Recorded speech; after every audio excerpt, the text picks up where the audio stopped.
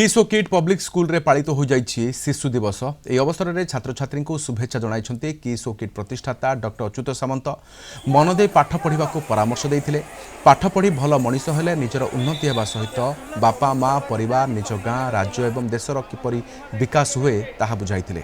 सेथिपाई आजिर शिशु आगामी दिनर भविष्यत बोली कुहा जाइथाय। ଏହି ଅବସରରେ କିସ୍ ପରିସରକୁ ଅତି ସୁନ୍ଦର ଭାବରେ ସଜାଯାଇଥିଲା।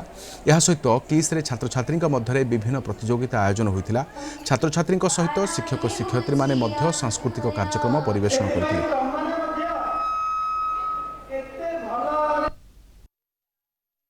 এই দিনটা আমার পিলাମାନଙ୍କ ପାଇଁ ଗୋଟେ ବହୁତ ଆନନ୍ଦର ଦିନ।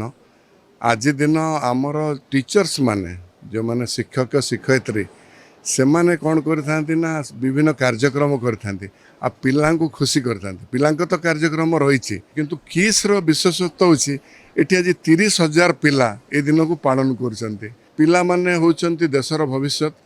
ଆଜି ଆମେ ବିକଶିତ ଭାରତ 2047 କହୁଛୁ ଆଉ ଏଇ ପିଲାମାନେ 2047 ମସିହାରେ पूरा grown up fully grown up adult होता एमाने होची भारतर भविष्य।